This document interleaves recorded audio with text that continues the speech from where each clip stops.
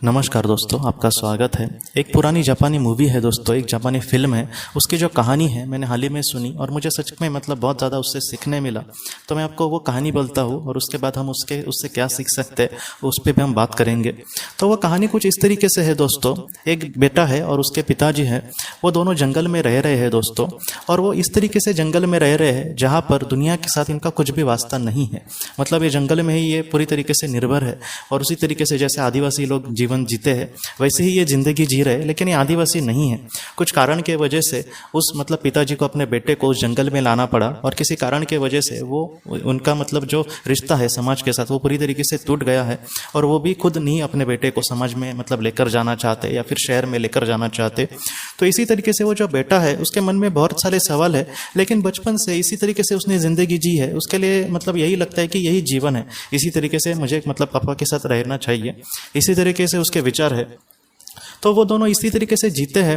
और उस किसी कारण के बस उसकी जो माँ है वो उसको छोड़कर चली गई है और उसके बारे में डायरेक्टली दिखाया नहीं है। लेकिन वो दोनों ही बाप बेटे उस जंगल में रह रहे हैं। जंगल का छोटा मोटा वो काम वहाँ पे करते हैं, लकड़ी तोड़ने का। और उसी तरीके से जैसे उनको फल या फिर सब्जियाँ वगैरह वो करते हैं, उस तरीके से उनका पेट भर जाता है। तो इसी तरीके से उनकी ज़िंदगी एक शांत जैसे चल रही है। लेकिन एक बार क्या होता है दोस्तों, जंगल में एक बेटी और उसकी माँ जो एक होती है वो लोग रास्ता भूल जाते हैं। और वो दोनों वहाँ पर उस जगह पर आते हैं और वो कहते हैं कि हम रास्ता भूल गए हैं और बारिश भी बहुत ज़्यादा है, तो हमें थोड़ा सा शेल्टर यहाँ पर एक दिन के लिए आप थोड़ा सा आसरा देना, हम कल सुबह चले जाएंगे। तब उसके जो पिताजी होते हैं बेटे के वो तुरंत मान जाते हैं और वो एक दिन रहते हैं। और ये जो लड़की होती है दोस्तों वो उस लड़के के हम उम्र की होती है। इसलिए पहले इसने कभी भी किसी लड़की को या फिर औरत को देखा नहीं होता। उसकी पूरी ज़िंदगी इस जंगल में ही गुजरी होती है उस बेटे की। इसलिए वो उस लड़की पर थोड़ा सा आकर्षित हो जाता है। उसके सामने तो वो दिखाता नहीं है, लेकिन जब वो सुबह यहाँ से चले जाते हैं फिर भी इसके मन में उसका ही ख्याल आता है। और इसके जो पिताजी होते हैं उसको पता होता है उनको कि ये उसके बारे में सोच रहा है, क्योंकि नई जब चीज़ें ऐसे हमारे सामने आती है तब हम उसको तुरंत भूल नहीं पाते। तो उसी तरीके से उस लड़के के साथ बातें होती है। बाद में उसके जो पिताजी होते हैं वो उसको समझाने की कोशिश करते हैं कि तुम जिन चीज़ों के पीछे जाना चाह रहे हो ये अच्छी बात नहीं है तुम्हारे लिए। तो फिर भी वो जो बेटा है दोस्तों वो इन सारी चीज़ों में बहते जाता है। और उसको भी पता चलता है कि ये जब जैसे माँ और बेटी आई थी यहाँ पर, वो वहाँ पर एक अच्छी ज़िंदगी जी रहे होंगे। दुनिया में बहुत दुनिया कहाँ से कहाँ चली गई होगी, इसलिए अच्छा है कि मैं शहर ही चला जाता हूँ, ऐसे उसके मन में विचार आते हैं। लेकिन उसके पिताजी उसको बहुत समझाने की कोशिश करते हैं कि ये माया है, हम जहाँ पर ज़िंदगी जी रहे और वो वहाँ पर ज़िंदगी जी रहे, इसमें हम ही कहीं ना कहीं उनसे खुश है। तुम मेरी बेटा बात मानो, तुम इन सारी चीज़ों में मत बहने की कोशिश करो। लेकिन जवानी की बोलते हैं ना, एक वो उसी तरीके से इंसान का खून उस तरीके से होता है उस वक्त कि हमें लगता है कि मैं पूरी दुनिया को दुनिया से लड़ लूँगा। इसी तरीके से उसका वो एज होता है और वो पिताजी को बिना बताए वहाँ से भाग चला जाता है। और क्या होता है दोस्तों, इसके पिताजी शांति से अपनी ज़िंदगी जैसे पहले चलाते थे वैसे ही चलाते हैं। इनको भी अपने बेटे के लिए बुरा लगता है, लेकिन फिर भी वैसे वो चलाते हैं। बाद में कुछ सालों के बाद दोस्तों वो जो बेटा है वो कहीं ना कहीं उस लड़की को वहाँ पर ढूंढ लेता है शहर में। और उससे वो कहता है उसको मिलकर, और उनकी मेल जोल उसका बढ़ जाता है और दोनों में प्यार हो जाता है और वो दोनों शादी करते हैं। और वो शादी करने के बाद दोस्तों क्या होता है कि वो अपने पत्नी को लेकर अपने पापा के पास आता है। पापा उससे बात करते हैं बहुत ही अच्छे से वगैरह, और बाद में वो मिलकर फिर से अपने शहर में चला जाता है। उसके बाद क्या होता है दोस्तों, वो जो बेटा है डरा सहमा 1-2 साल के बाद फिर से ऐसे अपने पापा के पास आता है। और पापा एकदम डर जाते, तुम ऐसे क्यों यहाँ पर आ गए हो। तब वो अपने पापा को गले लगाकर बहुत ज़ोर ज़ोर से रोने लगता है और कहता है कि आप सच कह रहे थे पापा, ये दुनिया बस माया है। मैं यहाँ पर आपके साथ एकदम शांति भरा जीवन जी रहा था। क्या मुझे ऐसे ख्याल आई कि मैं इस तरीके से मैंने वहाँ पर जाने का फ़ैसला किया। और क्या हुआ कि उसका उस लड़की के साथ जो शादी हुई थी उसके बाद क्या हुआ दोस्तों, वो लड़की जो थी किसी और एक इंसान के पैर में पड़ गई और इसका बहुत ही ज़्यादा गुस्सा आया और उसने गुस्से में उस लड़की को मार डाला था। और वैसे भागते भागते पुलिस से भागते भागते वो वहाँ पर पहुँचा था।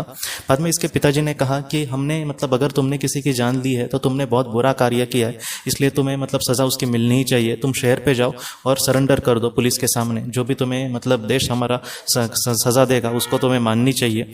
तो उस तरीके से वो अपने पापा की बात मानता है दोस्तों, और बाद में वो चला जाता है।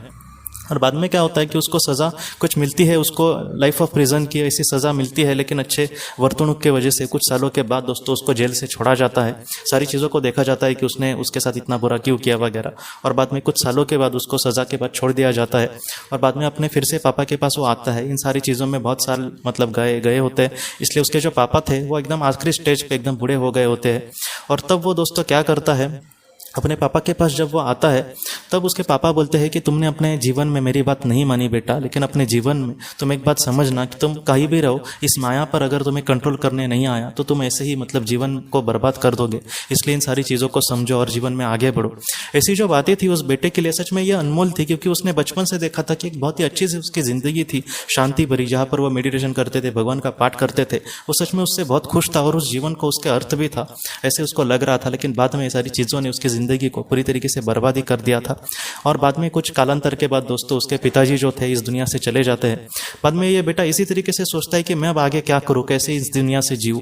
और बाद में कुछ सालों के बाद ये होता है दोस्तों कि जो बेटा है उसका, वो शहर में जाकर किसी एक अनाथ मतलब बच्चा जो एक रास्ते पे पड़ा होता है, उसका कोई भी नहीं होता, ऐसे एक अनाथ बच्चे को उस जंगल में लाता है अपने घर पे और उसकी परवरिश करता है। और कहीं ना कहीं ये जो कहानी है पहले की जैसे अब बन जाती है, जहाँ पर वो एक बड़ा इंसान अपने बेटे को संभाल रहा है, वैसे ही ये अब उसके पापा की उम्र का हो गया है ये लड़का उनका, और उसके साथ वैसा ही बेटा है जैसे ये पहले छोटा बेटा था। और वो उस बच्चे को अच्छी परवरिश दे रहा है, अच्छा ज्ञान दे रहा है और उसके साथ जिंदगी जंगल में बिता रहा है।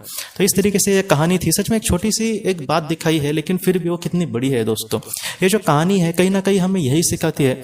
बहुत बार हमारा यही होता है दोस्तों, मेरा खुद भी ऐसे हुआ है और आपका भी जरूर हुआ होगा। आपने ऐसे सोचा होगा, किसी की अच्छी जिंदगी देखो, किसी को अच्छा खुश देखो, तो हमें वही लगता है कि वो खुश है, हमें यही लगता है कि मैं कितना दुखी हूँ। जरा सा किसी को प्लेन में जाते समय देखा या फिर कोई अच्छे कार से जा रहा है तो हमें यही लगता है कि इसकी जिंदगी कितनी खुश है। लेकिन ऐसे आप जरा भी मत समझो, हो सकता है कि आज हमारे मन में जो समाधान है उसका 1% भी समाधान उस सामने वाले इंसान के सामने उसके जीवन में ना हो। इस तरीके से ये लड़का जैसे बाहर वो खुशियां ढूंढने के लिए जाता है, लेकिन उसको पता नहीं चलता कि उससे करोड़ों गुना खुशी से आज वो जिंदगी जी रहा है, लेकिन एक लोभ के वजह से वो कहीं ना कहीं इन सारी चीजों में बहते जा रहा है। ऐसे जो पल है हर एक इंसान के जीवन में आते हैं।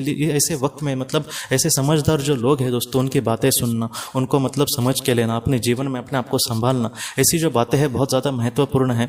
यहाँ पर हर एक इंसान को कहीं ना कहीं दुनिया से कटकर ही अकेले में जीवन जिताना होगा, एक सन्यासी के जैसे। ऐसी बात नहीं है। यहाँ पर दुनिया में रह के भी हमें कहीं ना कहीं एक सन्यासी जैसा सोचना होगा। मेरा सब कुछ है लेकिन फिर भी मेरा कुछ भी नहीं है उस सर्वशक्तिमान ईश्वर के सिवा, क्योंकि मैं आखिर में उस तक पहुँचने वाला हूँ। मैं वहाँ पर जाते समय वो मेरे कहीं ना कहीं साथ होने वाला है। इस तरीके से आप अगर जिएंगे तो इस दुनिया की माया में आप अटकेंगे नहीं। इसलिए भगवान श्री कृष्ण जी ने भी वही कहा है कि तुम पानी में जैसे कमल पुष्प होता है उस तरीके से हमें जिंदगी जीने होगी। हाँ, पानी तो है, उस पानी में ही वो जिंदगी जी रहा है, लेकिन फिर भी वो पानी से पूरी तरीके से अलिप्त है। इस तरीके से हमें जीवन में आगे बढ़ना होगा। तो ये बहुत बड़ा ज्ञान देने वाली मुझे कहानी लगी, इसलिए मैं आपके सामने रखा दोस्तों। तो दोस्तों हम अपने अगली वीडियो में किसी नए विषय को लेकर मिलेंगे। तब तक आप अपने परिवार का ख्याल रखना। आपका बहुत बहुत धन्यवाद। जिंदगी की रोशनी ये एक कंसल्टेंसी है जो ऐसे लोगों को मदद करने की कोशिश करती है जिन्होंने किसी अपने को खोया है या फिर जो लोग अपने जीवन में बहुत ही ज़्यादा दुखी है। जो लोग इस संस्था के साथ जुड़ेंगे उन्हें पास्ट लाइफ रिग्रेशन की ऑडियो, ध्यान करने के लिए 5 ऑडियो, 10 ऑडियो बुक्स और उसके साथ साथ PDF किताबें, ऐसी किताबें जो मोबाइल या फिर लैपटॉप या फिर कंप्यूटर पर आप पढ़ सकते हैं, ऐसी किताबें उन्हें ईमेल पर या फिर व्हाट्सएप पर भेजी जाएंगी।